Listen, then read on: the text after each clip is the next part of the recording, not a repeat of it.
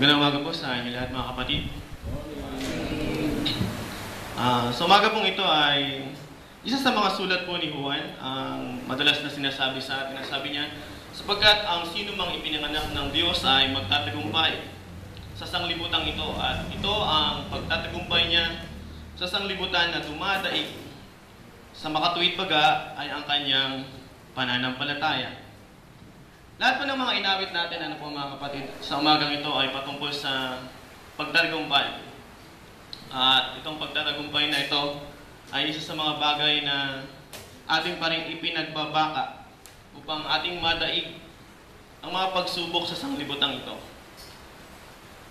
Ang mababasa po natin, lagi niyong nakikita sa mga patalastas o sa mga programa sa telebisyon, sa mga TV program.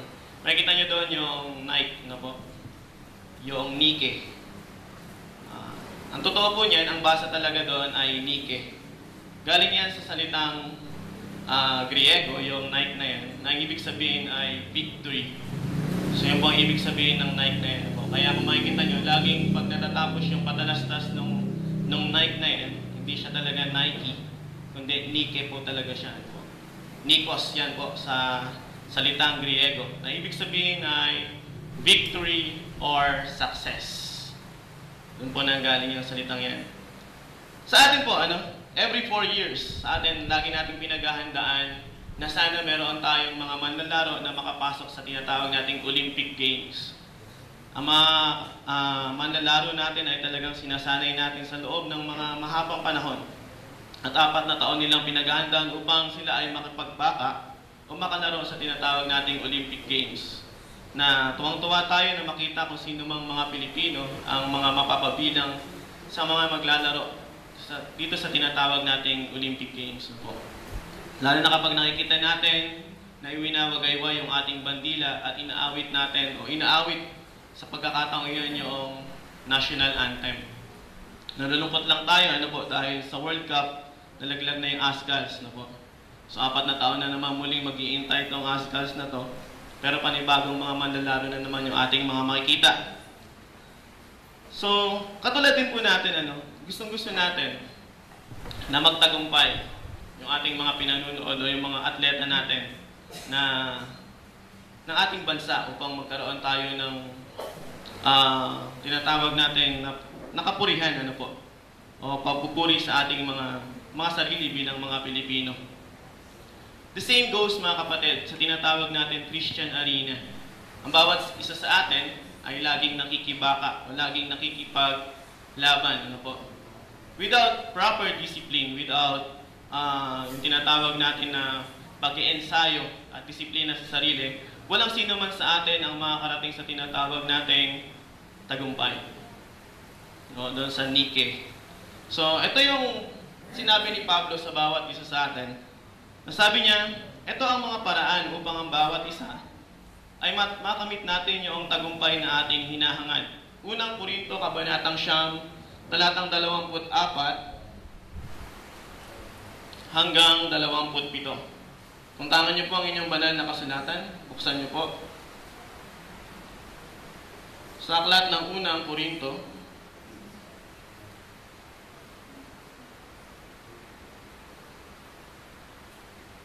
Kabanatang 9, talatang 24 po, 24 hanggang 27. At ito po ang sinasabi, hindi ba ninyo nalalaman na ang mga nagsisitakbo sa takbuhan ay tumatakbong lahat, ngunit iisa lamang ang tumatanggap sa kanila ng gantimpala.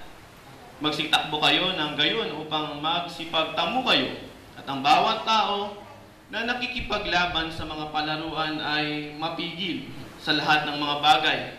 Ginagawa nga nila ito upang magsipagtamo ng isang putong na may pagkasira. Ngunit ito'y niyan walang pagkasira. Ako nga ay tumatakbo sa ganitong paraan na hindi gaya ng nagsasapalaran. Sa ganito rin ako sumusuntok na hindi gaya ng sumusuntok lamang sa hangin.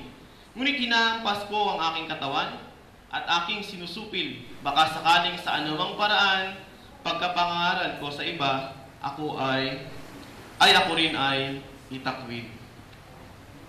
Remember, mga kapatid, ano po, tandaan natin, sabi niya, ang bawat isa ay tumatakbo sa isang karera. Ang bawat isa hindi lamang iisang tao. Pero sabi niya, doon sa karerang iyon, meron lamang isang taong magtatagumpay at makakakuha ng gantimpala. At sabi niya, bawat isa rin bilang mga Kristiyano, kailangan natin takbuhin ang ating takbo ng naayon sa pagtakbo ng mga atleta na mayroong disiplina. Sabi niya, mayroong self-control, na stricto sila sa kanilang pagdidisiplina sa kanilang sarili upang hindi lamang nila mapagtagumpayan yung mga parangal. Ngunit itong parangal na ito ay may pagkasira. Pero sabi niya, ang bawat isa sa atin ay naghahanap o naghahangad ng parangal na walang pagkasira. Ito ay magpasawalang hanggan. Kaya sabi niya, dapat ang takbo natin ay tuwid patungo doon sa landas na ating tinatahak. At ang bawat layunin ng ating mga hakbang ay patungo sa kalangitan. Sabi niya, hindi ako tulad ng isang boksingero na sumusuntok lamang sa hangin ng walang kabuluhan. Ngunit sumusuntok ako at pinagbabata ko ang aking katawan tulad ng isang atleta upang sa gayon, ang aking mga pangangaral ay hindi ako mawalan ng kabuluhan sa aking pangangaral. Saan kaya nabasa ito ni Pablo, mga kapatid? O saan niya ibinase itong bagay na ito na kanyang sinasabi? Isinulat ito ni Apostol Pablo sa mga taga-Korinto dahil alam nila kung ano yung Olympia o yung tinatawag nating Olympic. Sa kanila, every 2 years, mga kapatid, sa Korinto, sa tuwing 2 taon o sa susunod na mga 2 taon, meron silang tinatawag na Isthmian Games. Doon nila, ito yung isang laro sa Korinto na isang pinakamaliit. Ang pinakamalaki kasi noon ay yung sa Athens, yung kanilang tinatawag na Olympic Games. Dito, ito naman medyo maliit na laro lamang ito, pero itong Isthmian Games, ito yung 10 milya ang tatakbuhin ng bawat manglalaro sa labas ng siyudad ng Korinto. Ito ay ang bawat bansa sa Mediterranean Sea, doon sa Mediterranean coast, doon sa Palestine, ano po, ay nakikipaglaban at nanunood ng mga bagay na ito, ang tinatawag nilang Isthmian Games na ito. At ang bawat isa ay tumatakbo sa foot races, broad jumping, discus throwing, wrestling, boxing, gymnastic, at saka yung tinatawag nilang equestrian contest. So, lahat ng mga manlalaro dyan ay nakikipaglaban fearlessly. They were striving doon sa wreath of wild celery. Yun lang yung kanilang pinaglalabanan, yung isang celery lamang. Yung wreath of wild celery na yun. Pero alam nila kung ano yung ibig sabihin ng celery na yun. Na kapag natanggap mo yung celery na yun, marami kang matatanggap na gantimpala. Una, hindi ka na magbabayad ng iyong taxes. Hindi ka na magbabayad ng tax. Pangalawa, hindi ka na pwedeng maging sundalo. Hindi ka na lalaban para sa iyong bansa. Sumunod, libre na iyong tuition fee mo at maging yung mga anak mo doon sa pinaka-finest na university, yung Alexandria. At susunod doon, kapag nag-champion ka doon sa Isthmian Games, magkakaroon ka ng isang rebulto. Itatayo nila yung rebulto mo bilang isang pagpapakita na ikaw ay isa sa pinakamahusay sa napakaraming manlalaro na lumaban doon sa Isthmian Games. So yun po yung ibig sabihin nun, kung bakit yung mga atleta sa Korinto talagang pinaghihirapan nila at pinagsasanayan nila ng gusto yung paglahok doon sa Isthmian Games na yun. Yun lamang yung kanilang gustong matanggap, yung red celery. Nakapaghawak nila yun, maraming ibig sabihin yung bagay na yun. Pagkatapos ng mga palaro. Kaya lang, alam niyo po, nakikita niyo ba yung mga statue ng mga manlalarong ito? Pangkaraniwan sa kanila ay mga nakaubad. So makikita niyo doon talaga, yung mga hindi sila doon naglalaban, nakatulad natin ngayon, na naka-rubber shoes, na pang sports apparel. Noon sa kanila talagang hubad yung kanilang mga manlalaro. At ang tanging meron lang sa kanila yung dahon sa kanilang ulo. Ibig sabihin, isa sila sa mga manlalaro. Yan po yung Isthmian Games. Ganun din sa Olympic Games, Kaya makikita nyo pangkaraniwan na sa statue nila, talagang mga nakahubad yung kanilang mga atleta. Pero para saan to? Para kanino? At para sa ano sinabi ito ni Pablo at ano ang kanyang layunin? Sabi niya, ang bawat isa sa atin ay tulad ng manlalarong ito. Tumatakbo tayo at nakikipagbaka sa mundo at gusto nating makamit yung tagumpay. So meron siyang 7 sinabi, ano po. Doon sa 4 na bersikulo na yon, meron tayong 7 makikitang prinsipyo upang ang bawat isa sa atin na mga Kristiyano ay magtagumpay doon sa ating pagtakbo, doon sa ating pakikipagbaka. Sabi niya, notice mga kapatid in verse 24, all the runners are running. Sabi niya, lahat ng mga atleta, lahat ng mananakbo ay tumatakbo. Sabi niya, in order to run the race, kailangan, anong muna mong gawin? Simple lang, tumakbo ka. In order to win, sabi niya, simple lang ang dapat mong gawin, tumakbo ka. Alam niyo ba yung slogan ng Nike? Ang sabi niya, just do it. Bilang isang Kristiyano, sabi niya sa atin, gawin mo lang ang iyong pagtakbo. Tumakbo ka tulad ng isang mananakbo na nagsimula doon sa kanyang starting line hanggang sa matagpuan niya o matanggap niya yung finish line. Sabi niya, there is no way to win the race if you won't run. If you are an idle Christian, na hindi ka namumuhay bilang isang Kristiyano. Oo nga, tinanggap mo si Kristo, nagsimula ka bilang isang Kristiyano, pero hindi naman sa'yo nakikita yung buhay ng isang pagiging Kristiyano. So yung una niyang sinabi, just do it. Sabi niya, run the race. Get going. Yun ang una niyang sinabi, magsimula kang tumakbo. Winning starts, mga kapatid. Nagsisimula ang tagumpay if you dare to start. Ano po? Nagsisimula ang isang tagumpay kung gusto mo magsimula talaga. It is impossible to win without doing. Hindi mo matatapos ang isang bagay kung hindi mo ito sisimulan. Sabi nga, we cannot expect the Lord will say to us, well done, faithful servant, if we will not, well do. Ano po? Kung hindi tayo magsisimula sa ating mga ginagawa. Pangalawa, sabi niya, keep moving. Huwag kang titigil. Ano po? Huwag kang titigil sa iyong pagtakbo. Sabi niya, tumakbo ka na talagang ang gusto mong makamit ay yung tagumpay. Huwag kang tatakbo ng tatamad-tamad. Ano po? Na para bang, andito lang ako gusto ko lang tumakbo Ano po? Wala lang talagang representative yung country namin. Kaya, ano po? Kaya tumakbo lang ako. Ano? Katulad daw ng isang nanalo sa swimming. Ano? So nanalo siya sa swimming dahil sa napakabilis niyang lumangoy. Ano po? Pero nung in-interview na siya, tinanong siya, ano? Oh, ang galing mo palang lumangoy. Kailan ka nagsanay? Alam niyo kung anong sagot niya? Sabi niya, may tumulak kasi sa akin at hindi ako marunong lumangoy. Kaya binilisan ko yung aking paglangoy, baka malunod ako. May tumulak lang sa kanya o may pumilit lang sa kanya para sumali sa larong iyon.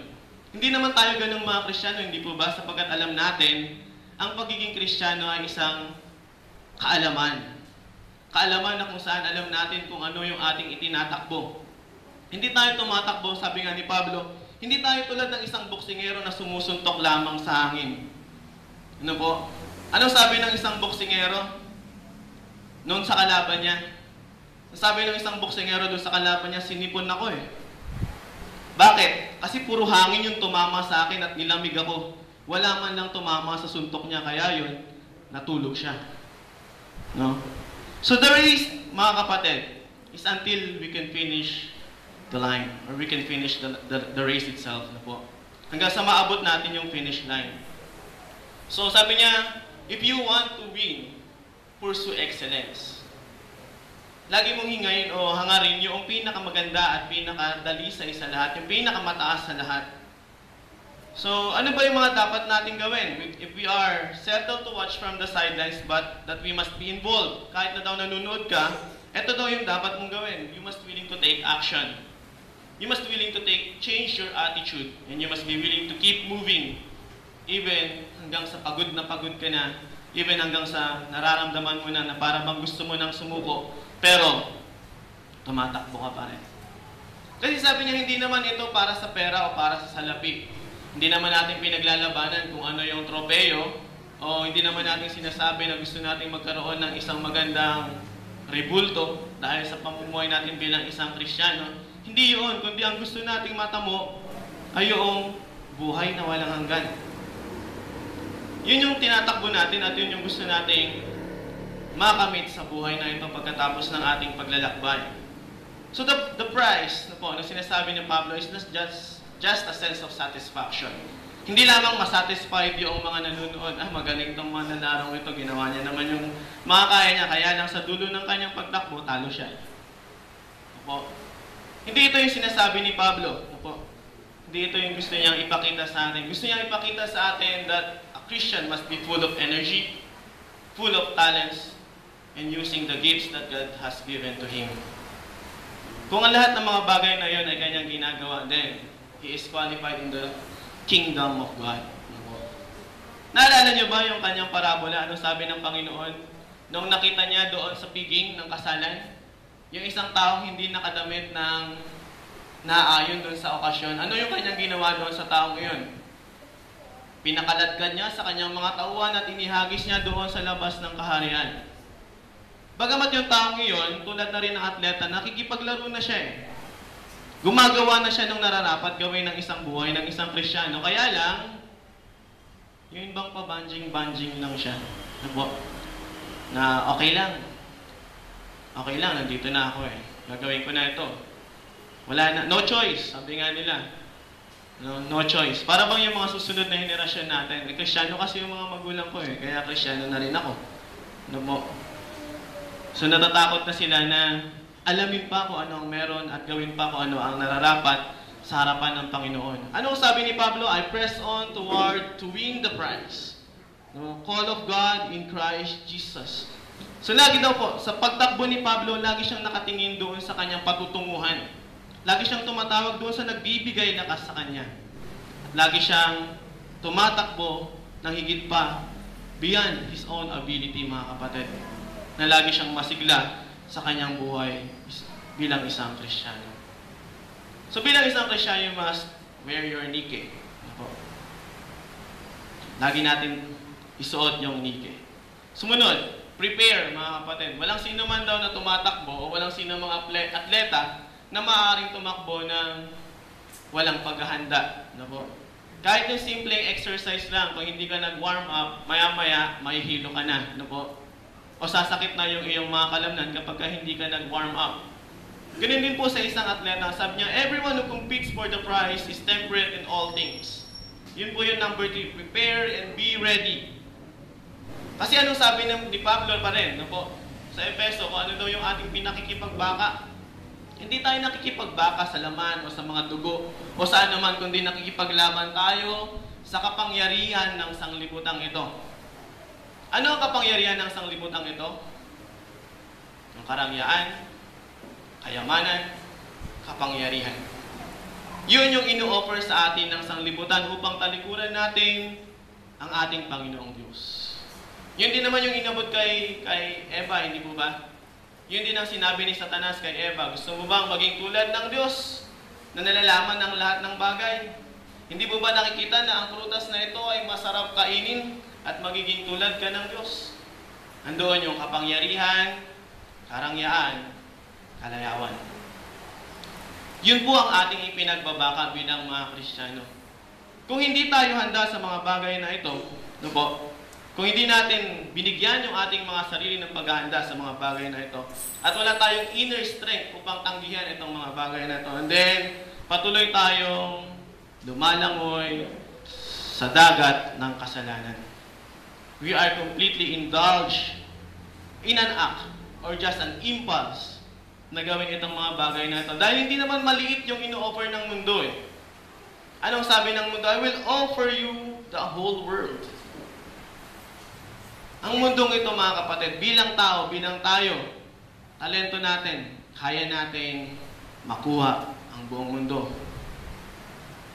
Ganon tayo kahusay. Ganon tayo nilikha ng ating Panginoong Diyos na ang lahat ng oportunidad ay nasa atin. So sabi niya, compete. Yung Greek word dito ng compete, nandoon yung hindi lamang compete mga kapatid, but there's the agony. Yung ibig sabihin ng Greek word dito na compete, nandoon kasama yung agony. Nandoon yung pagtangis, nandoon yung kalungkutan, nandoon yung kabiguan. Hindi yan mawawala sa atin. Lalo na kung ang tinatakbuhan natin, kung ang sinisik natin, o yung pinupurso natin, ay yung kapangyarihan, karangyaan at kayamanan ng sanglibutan ito. So, sabi niya, practice self-control, mga kapatid. Magkaroon tayo ng control sa ating mga sarili. Prepare. Life is full of unexpected events. Life is full of unexpected temptations. Kung hindi tayo handa na sagutin itong mga bagay na ito at hindi natin ihanda yung ating mga sarili, madali tayong titigil sa ating pagtakbo. Madali tayong matatalo ng ating kalaban. So bilang isang atleta, mag-training tayo mga kapatid. Read your Bible. Read your Bible every day. Basahin natin ang ating banal na kasulatan. Practice righteousness. Practice kindness. Practice good habit. Sabi ni Benjamin, the Israeli, the secret of success in man's life is to be ready when the time comes. Simple lang daw ang sekreto sa success. Yung maganda siya pag dumating na yung kapanahunan. Hindi natin alam kung ano ang kapanahunan natin, mga kapatid. Hindi natin alam kung gaano katagal ang itinakda ng Panginoong Diyos sa bawat isa sa atin. Hindi natin alam kung mamaya tatawagin niya na tayo. Handa na ba tayo? Napaghandaan ba natin itong mga bagay na ito? O baka naman sa dulo lang ng ating buhay, doon lamang tayo maghahanda. In the Greek games, mga kapatid, in the Isthmian games, isa lamang ang makakatanggap noong celery. Yung red celery na yun. Pero dito po, bilang mga Kristiyano, maraming tao ang maaaring tumanggap ng putong ng tagumpay. Hindi lamang sa isang tao ipinangako, kundi sa sanglibutang ito na nagnanais ng tumakbo na ayon doon sa kagustuhan ng ating Panginoong Diyos. It is available to every runner. It is available for every human being na susunod sa ating Panginoong Diyos. Philippians chapter 3 verse 13, sabi niya, Brethren, I do not count myself to have apprehended, but one thing I do, forgetting those things which are past, which are behind, and I'm reaching forward to those things that are ahead. Ano daw po yun nagpapabigat sa atin bilang mga Kristiyano? O bilang isang tao? Ano daw yun nagpapabagal sa ating takbo? Yung pag-alala natin doon sa mga bagay na nakalipas na. Kung patuloy yung dinadala yan, kung patuloy nating binibitbit ng mga bagay na to, mabagal ang ating pagtakbo. Pero kung kinalimutan na natin at iniwan na natin itong mga bagay na ito, patungo tayo doon sa ating hinahangan. Mabilis ang ating pagtakbo. Kaya sabi niya, number 4, get focused. Get focused. Receive or perceive, mga kapatid. Isipin natin palagi yung ating premyo na hinahangan. Yun lagi ang isipin natin. Ano po? Huwag natin isipin na siguro after 10 years, mayaman na ako, may maganda na akong bahay, may magandang kotse, ano po, malaking pamilya, magandang trabaho, mataas na ako sa aking posisyon. Ano po? Huwag natin isipin itong mga bagay na ito. Ano po? Baka hindi na dumating yung araw na yun. Ang isipin na lang natin, katapos ng buhay na ito, diyak ako na matatanggap ko yung putong ng buhay na walang hanggan. Now, they do to obtain perishable crown. Ano po? Sabi nga niya, tumatakbo daw itong mga tao ito na gusto lang nila yung perishable crown. But we, as Christians, we are running for an imperishable crown. Yun lang daw po yung ating focus sa ating mga sarili. Run the race that you know kung ano yung tinatakbuhan mo. Ano yung purpose mo kung bakit ka tumatakbo. Our finish line is in heaven, mga kapatid. Yun lamang yung katapusan ng ating pagtakbo. Kaya bilang isang Kristiyano, walang retirement po yan. Ano po? Only retirement benefits. Pag nag-retire ka na sa mundong ito, tapos na yun. Tapos na yung ating pagtakbo. Wala na pong pag-asa pagkatapos ng buhay na ito. Ito lamang ang ating tanging pag-asa. Kaya hanggat nabubuhay tayo, ay gawin na natin ang lahat ng ating mga kaya. Ipakita na natin kung ano ang ating pagiging isang Kristiyano. Hindi naman hiningi ng Panginoong Diyos kung ano yung beyond our ability. Hindi po ba? Yun yung babaeng nagbigay ng sentimo natuwa na ang ating Panginoong Yesus. Po. Kung yun lamang yung kaya nating ibigay at yun talaga yung ating kakayanan, ibigay natin ang lahat sa ating Panginoong Diyos. Huwag na nating isipin pa na, siguro pagkatapos ng mga 5 taon, may kaya na ako, mayaman na ako, may maganda na akong trabaho, mas marami ako may bibigay sa Panginoong Diyos. Sabi nga po, yan ang laging sinasabi ni Satanas sa bawat isa sa atin. What if?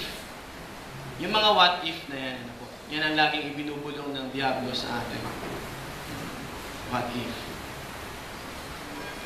When time comes.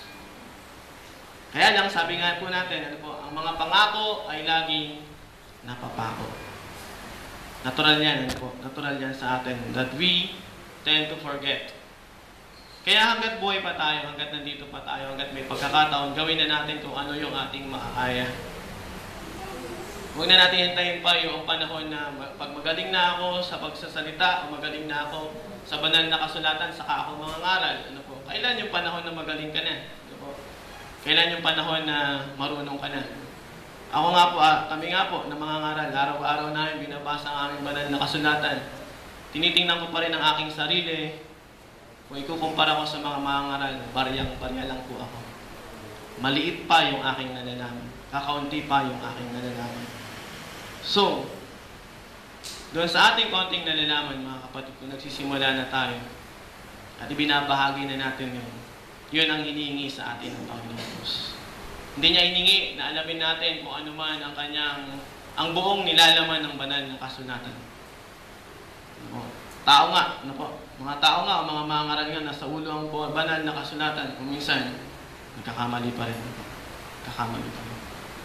Doing the race requires your focus on the goal, mga kapatid. Sabi nga, bet our imperishable, it will never be failed.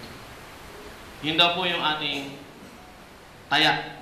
Kung sakasakali man na sumusugal tayo sa mundong ito, yan yung ating taya. 2 Corinthians 5:10, sabi niya, for we must all appear in the judgment seat of Christ, that each one may receive all the things done in the body according to what he has done, whether good or bad. So kailan tayo nasa katawan? Habang tayo ay nasa mundong ito. Kapag ka-espiritu na lang po, o kaluluwa na lang tayo, wala na tayong magagawa. Hindi mo na pwedeng baguhin pa yung iyong destinasyon. Ito yung tamang panahon para baguhin natin kung saan tayo pupunta. Kaya kung hindi mo pa natatagpuan yung tunay na daan, at hindi mo pa nakikita yung talagang tunay na laban, sana hanapin natin ang katwiran ng Panginoong Diyos. Yun ang kanyang nais nating hanapin sa buhay na ito. Number 5, walang kabuluhan itong mga bagay na ito kung wala kang purpose. So walang kabuluhan yung ating pagtakbo kung wala kang layunin sa iyong tinatakbuhan. Get energized, mga kapatid. Get energized. Sabi niya, 1 Corinthians 9:26, therefore, sabi niya, I run thus, not with uncertainty.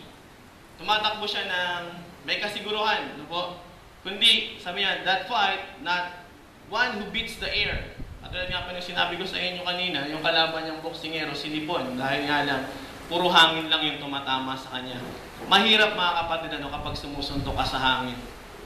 Kahit yung shadow boxer, sumusuntok lamang siya sa hangin na wala siyang kasparing, kailangan niya ng kasparing. Kasi nga, pagdating sa tunay na laban, pag puro hangin lang yung sinusuntok niya, baka puro hangin lang din yung tamaan niya. Yun naman ang sinasabi ni Pablo sa atin. Hindi siya sumusuntok lamang sa hangin. Kundi ibinibigay niya yung buo niyang katawan. Beating. 50 lashes minus 1. 49 lashes. Yun yung kanyang hagupit na laging tinatanggap sa kanyang katawan. Sabi nga niya, sa kaliwa at sa kanan, sa harap at likod, nandoon yung tumutusok sa kanyang laman.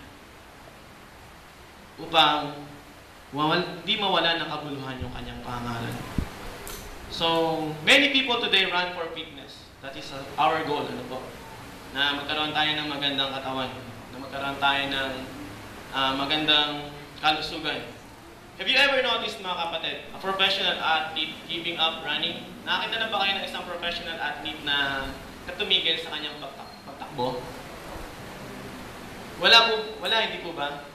Kahit na yung napipilayan na, tumatakbo pa rin. Kahit na yung nasa dulong-dulo na siya, ano yung tangi niyang nasa isip? Malagpasan niya yung finish line. Di po ba? Kahit na nasa dulo na siya, kahit na nasa huli na siya, hindi siya titigil Kahit na alam niya nang meron ng nanalo. Ano yung kanyang gagawin? Tatapusin niya yung kanyang takbo. Kahit nahuling-huli na siya. So, wala pong sino mang athlete ang titigil. Kahit na hindi niya napagtagumpayan yung kanyang pagtakbo. Yun din ang gusto sa atin ng Panginoong Diyos. Dahil hindi naman ito first come, first serve. Sabi niya, the first will be the last and the last will be the first. Yun nga yung gusto sabihin sa atin ng ating Panginoong Diyos na magpakumbaba tayo. Pero, dito sabi niya, tapusin lamang natin yung ating takbo. Yun lamang yung tanging nais ng Panginoong Diyos dito. Na hindi lamang tayo swing ng ating mga kamao at puro tama doon sa hangin, kundi patamaan natin yung ating kalaban. Kung minsan naman, mga kapatid, sabihin naman natin kung ano yung ating pananampalataya. Huwag naman na impassing tayo palagi dahil sa sobrang bait natin. Tinanong tayo, anong pananampalataya mo? Kristiyano. Yung sagot no. Ano ginagawa niyo bilang mga Kristiyano? Tulad din ng ginagawa niyo. Dahil hindi mo alam kung ano yung buhay bilang isang Kristiyano, ang sagot mo, para hindi ka nalang tanungin, tulad din ng ginagawa mo. Sasabihin naman sa'yo ng kausap mo, oo nga naman, isang Diyos lang ating pinagsisilbihan. Tama. Tama, mali. Kung minsan, ganun po yung ating rason, para lang hindi tayo tanungin sa ating pananampalataya, para lang makaiwas tayo na makilala kung tayo ba bilang isang talagang tunay na Kristiyano, Baka gayahin natin yung isang bata, na lumipat siya sa California school. Sabi sa kanya ng tatay niya, anak, maraming tukso dyan sa lugar na yan. Dahil California yan. Sabi ng anak na galing sa Texas, kaya ko to tayo, Kristiyano ako. After one sem, dumalaw yung tatay niya. Sabi ng tatay, kumusta anak? Kumusta ang buhay bilang isang Kristiyano? Sabi niya, tayo, huwag kayong maingay, baka malaman nilang Kristiyano ako. Sana po hindi tayo ganun, Sana sa buhay natin, alam ng mga tao na nasa paligid natin na tayo ay isang Kristiyano. Winning the prize requires a purpose, mga kapatid. If you're not doing something with your life, it doesn't matter how long it is. Sabi nga ng First Corps commercial, sabi ng Peace Corps commercial, isang mga samahan ng mga sundalo, sabi niya, kung wala ka rin lang ginagawa sa buhay mo, kahit gaano pa kahaba ang buhay mo, walang kabuluhan yan. Kung wala kang layunin o purpose sa buhay mo.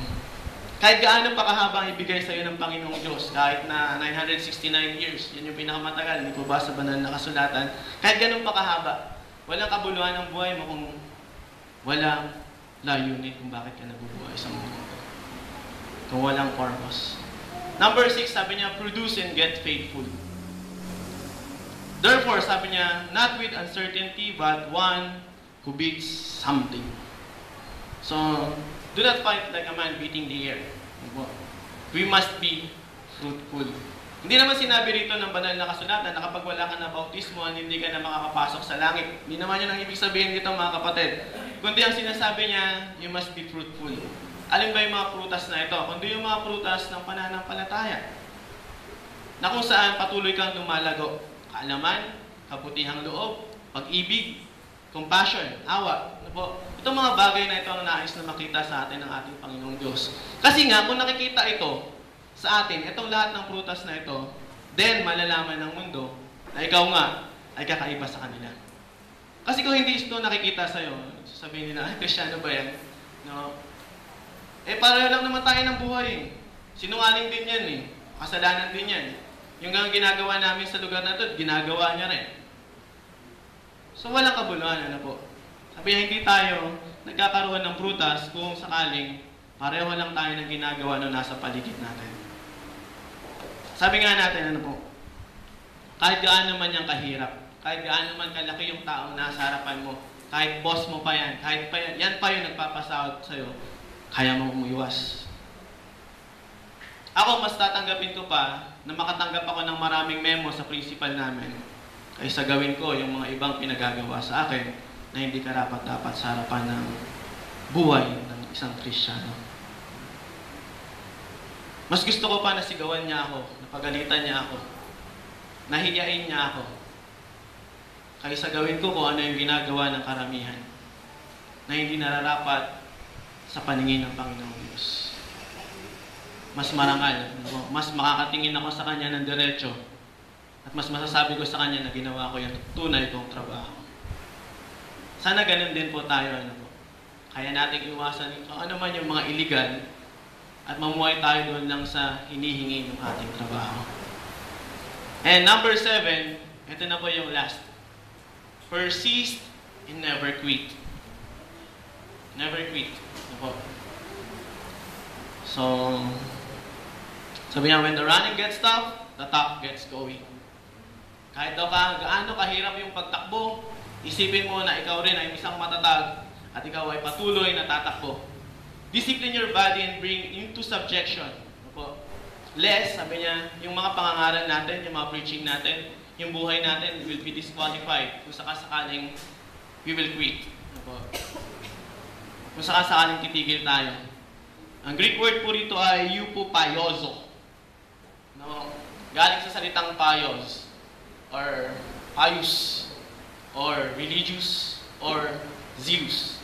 Doon po yan galing, hopapaiozo. To strike under the eye and give the connotation of giving someone a black eye. Yun yung gusto niya sabihin dito ni Pablo, yung kanyang disiplina. Disiplina na hindi lang yung mahinang disiplina, kundi pagdidisiplina na mayroong pagpapagal, mayroong pagpapahirap sa ating mga sarili. Self-control makes our black and blue on our bodies. Totoo po yan, Kung meron tayong self-control, meron daw tayong mga pasa sa ating katawan. Yung mga pasa sa ating mga katawan kung meron kang self-control. Without discipline, one will fail. And strength comes from discipline. The Battle of Marathon, 4900 BC, mga kapatid. Kilala nyo si King Darius? He launched the Battle of Marathon. Isa ito sa pinakamagandang battle na mapapanood. Kung sakasakali mapanood nyo itong Battle of Marathon, si King Darius yan, laban sa mga Athenian. Ang kalaban niya doon ay si Alexander the Great. Dito po, sa Athenian War na ito, the Persians were outnumbered. Kakaunti yung mga Persiano at mas marami yung mga Athenians or Atheneos. Ang ginawa nila, para matalo nila itong mga Athenians, they organized something na masurpresa itong mga Athenians. Naglagay sila ng isang launch attack na kung saan doon sa isang plain, sa isang malalim na lugar, nandun sila sa pinakataas. At nung nakita nila na magulo yung mga Athenians, doon nila pinursu yung pagtalo dito sa mga taong ito. Even though there are thousands and hundreds lamang yung mga Persians, natalo nila yung mga Athenians. That is the Battle of Marathon. So, striking in front, yun ang kanilang ginawa. And a flank army from side to side. So, yung harapan at yung mga tagiliran. So, a sudden attack, tumakbo sila at natakot at nanalo yung mga Athenians. Itong mga Persians na po. So, ganun din daw po tayo. Doon nakilala si Miltiades at saka si Philippides. Na kung saan tumakbo siya ng 26 miles. Para sabihin niya, we gained the victory. We gained the victory. He cried, Nike. So, ang layo, 26 miles. Wala siyang tigil na tumakbo. Para lang sabihin niya doon sa kanilang hari, we gained the victory. That is the Battle of Marathon. Kaya yung marathon natin, laging mahaba yan. In order to glorify Philippides. Doon sumikat si Philippides. So, that is the discipline. Kung wala siyang disiplina sa kanyang sarili, malamang, yung 26 miles na yun, hindi niya natapos na takbuhin. Para lamang sabihin niya, we got victorious. So, 7 lamang mga kapatid, na dapat nating tandaan, na sana hindi tayo ma-disqualify doon sa ating pagtakbo. Huwag tayong tumigil, mga kapatid, gaano man kahirap na yung ating mga ginagawa sa buhay. Tandaan natin, sabi ni Max Lucado sa kanyang aklat, The Applause of Heaven, Ano po? Tell us about something. You know your life, you know your wife, you know your children, you know your brethren, you know all the people around you. Kilala mo lahat ng mga yan. Ano po? And as you walk, ano po, kapag ka umalis ka daw sa lugar na yun, at bumalik ka sa mga lugar na yun, alam mo na itong mga taong ito na nagmamahal sa'yo, sila yung mga unang lalapit sa'yo at napakasaya ang pakiramdam na salubungin ka nila mula sa iyong paglalakbay. Pero ito ang napakasaya. When you reach to heaven, pag-akyat mo sa langit, maririnig mo ang laksa-laksang anghel na nagpapalakpakan at sinasabi, "Well done, good and faithful servant." You will see Moses, you will see Elijah, you will see John, you will see Paul, and even the face of the Lord. That is the applause of heaven. Sana po mga kapatid, ano po? Let us now start our journey for eternity. At sana tapusin natin itong pagtakbo na ito at huwag tayong matakot, huwag tayong tumigil. At may pakita natin yung buhay natin bilang isang tunay na Kristiyano. Hanggang dito po mga kapatid, magandang umaga.